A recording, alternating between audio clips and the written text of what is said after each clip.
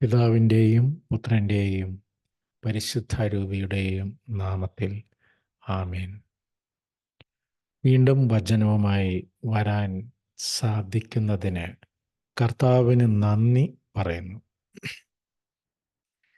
ഇന്ന് ഷെയർ ചെയ്യുന്ന വചനം മാർക്കോസ് 12:44.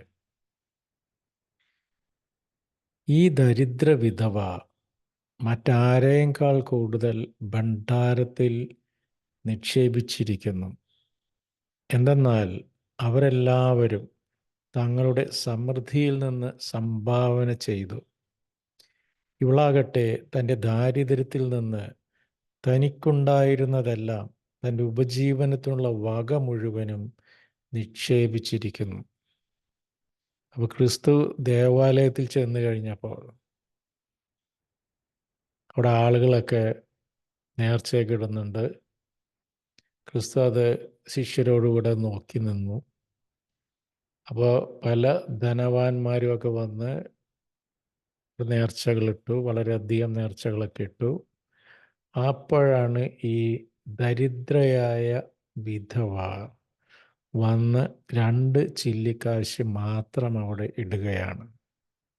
അപ്പോൾ കർത്താവ് പറയുന്നു, ഇവളാണ് ഏറ്റവും കൂടുതൽ ഇട്ടത്. കാരണം ഇവളുടെ കയ്യിലുണ്ടായിരുന്നതെല്ലാം അവിടെ നിക്ഷേപിച്ചു. അവളുടെ ഉപജീവനത്തിന് വെച്ചിരുന്നത് കൂടെ അവൾ അവിടെ നേർച്ചയായി ഇട്ടു. അപ്പോൾ നമ്മൾ എത്ര ഇട്ടു എന്നുള്ളതിനല്ല പ്രാധാന്യം,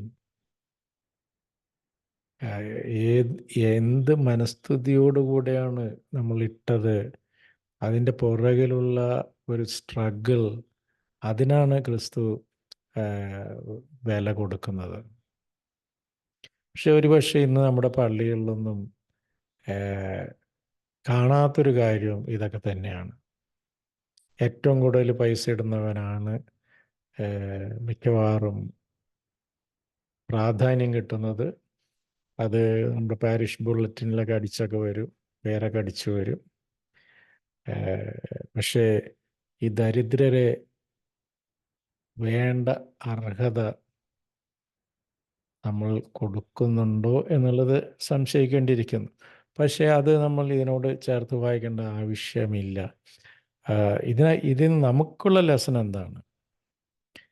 മത്തായി 6:21 പറയുന്നു, നിങ്ങളുടെ നിക്ഷേപം എവിടെയോ അവിടെയായിരിക്കും നിങ്ങളുടെ ഹൃദയവും. അതുപോലെ ലൂക്ക 14:32, ഇതുപോലെ തനിക്കുള്ളതെല്ലാം ഉപേക്ഷിക്കാതെ നിങ്ങളിൽ ആർക്കും എൻ്റെ ശിഷ്യനാവുക സാധ്യമല്ല. തനിക്കുള്ളതെല്ലാം ഉപേക്ഷിക്കാതെ നിങ്ങളിൽ ആർക്കും ക്രിസ്തുവിൻ്റെ ശിഷ്യനാകാൻ സാധിക്കുകയില്ല. അപ്പോൾ ഒരു പൂർണ്ണമായ അവിടെ കയ്യിലുള്ളത് കൊടുക്കലല്ല, നമ്മളെ തന്നെ ക്രിസ്തുവിന് സമർപ്പിക്കുക.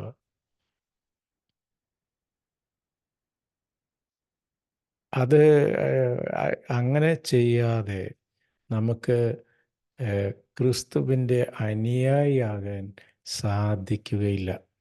അപ്പോൾ ക്രിസ്തുവിന് ഈ കാര്യസാധ്യങ്ങൾക്കൊക്കെ വേണ്ടി മാത്രം കൂട്ടുപിടിക്കാതെ നമ്മുടെ ജീവൻ തന്നെ നമുക്ക് കർത്താവ് നൽകിയതല്ലേ. നമ്മൾ സൃഷ്ടിച്ചത് കർത്താവല്ലേ. കർത്താവ് തരാത്തതായി നമ്മുടെ പാപങ്ങളൊഴികെ വേറെ എന്താണ് നമുക്കുള്ളത്? എല്ലാം കർത്താവ് നൽകിയതല്ലേ. ഈ ജീവിതവും കർത്താവ് നൽകിയതല്ലേ. നമ്മളും കർത്താവിൻ്റേതല്ലേ. അതുകൊണ്ടായിരിക്കണം കർത്താവ് പറയുന്നത്, എന്നെ കർത്താവേ കർത്താവേ എന്ന് വിളിക്കുന്നവനല്ല, എൻ്റെ വചനം പാലിച്ച് വചനം വായിച്ച് അതനുസരിച്ച് ജീവിക്കുന്നവനാണ് ക്രിസ്തു അനുയായി. അപ്പോൾ ഈ നമ്മുടെ പൂർണ്ണമായി ക്രിസ്തുവിൽ ആശ്രയിച്ച് ജീവിക്കുവാനുള്ള കൃപയ്ക്കായി നമുക്ക് കർത്താവിനോട് പ്രാർത്ഥിക്കാം, യാചിക്കാം. ഈ ക്രിസ്തു നമ്മളുടെ ഒരു എക്സ്ട്രാ ഫിറ്റിംഗ് ആയിട്ട് നിൽക്കാതെ നമ്മുടെ നമുക്ക് ക്രിസ്തുവിനെ ധരിക്കാം. ക്രിസ്തുവുമായി നമുക്ക് ഇഴുകിച്ചേരാം. ക്രിസ്തുവിനെ നമുക്ക് ആശ്ലേഷിക്കാം. പൂർണ്ണമായി നമുക്ക് ക്രിസ്തുവിന് സറണ്ടറാകാം. ക്രിസ്തു നമ്മളെ നയിക്കട്ടെ. ക്രിസ്തുവിനനുസരിച്ച് നമുക്ക് ജീവിക്കാം. അപ്പോൾ നമ്മൾ ഈ ഒരു രീതിയിൽ നമ്മൾ ക്രിസ്തുവിനെ ധരിക്കുമ്പോൾ ഈ ലോകം ഒരുപക്ഷെ നമുക്കെതിരാകാൻ സാധ്യതയുണ്ട്. കാരണം ക്രിസ്തുവിനെ കുരിശിലേറ്റിയവരാണവർ. അപ്പോൾ യഥാർത്ഥ ക്രിസ്തു അനുയായികളെ ഈ ലോകം എങ്ങനെ ഇഷ്ടപ്പെടും?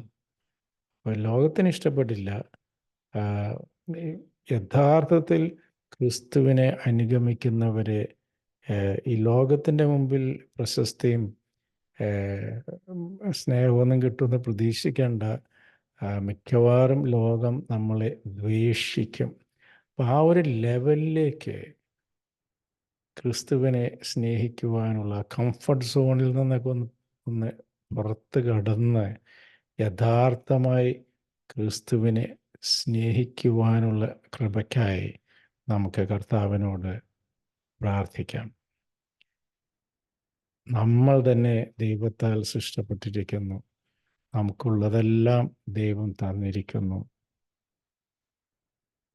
ആ ദൈവം നമ്മുടേതാണ്, നമ്മൾ ദൈവത്തിൻ്റേത്. ആമേൻ.